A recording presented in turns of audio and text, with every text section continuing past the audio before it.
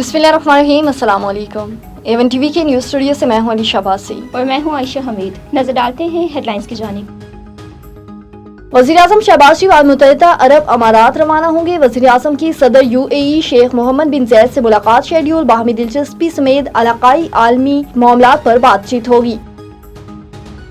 जंग छिड़ी तो अमरीकी फौजी अड्डे निशाने पर होंगे। ईरानी वजीर दिफा बोले, उम्मीद है मुज़ाकरात के मुस्बत तनाइज सामने आएंगे, लेकिन अगर ऐसा ना हुआ, जंग मुसल्लत की गई तो ईरान अमरीकी अड्डों को निशाना बनाएगा। ईरान के साथ न्यूक्लियर मुआहदे की उम्मीद कम होती जा रही है। अमरीका की बहरीन और इराक से गैर सफारती अमले को इनखला की हदायत बढ़ती कशीदगी के बाइस अमरीका को मुंतकिल किया जा रहा है।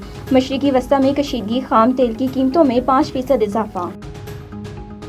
मोदी सरकार का मकरू चेहरा दुनिया के सामने बेनकाब करने का मिशन, बिलावल भुट्टो की क़यादत में हुकूमती आला सतह का वफ़द ब्रसेल पहुंच गया। यूरोपीय ममालिक के रहनुमाओं को बाती जारियत से आगाह किया जाएगा। मोदी सरकार ट्रंप की अमन की कोशिशें सबूताज़ कर रही है। अमेरिका अमन के लिए इंडिया को कान से पकड़ कर मेज पर लाएगा, बिलावल भुट्टो की गुफ्तगू।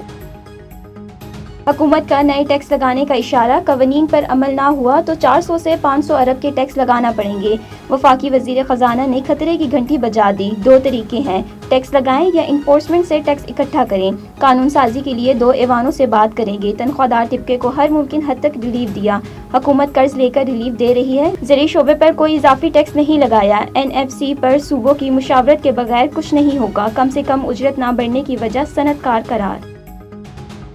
और चेयरमैन सेनेट स्पीकर की तनख्वाहों में इजाफा, ख्वाजा आसिफ की मुखालफत। चेयरमैन सेनेट स्पीकर की तनख्वाहों में इजाफा माली वफ्त करार, आम आदमी की जिंदगी को जहन में रखा जाए।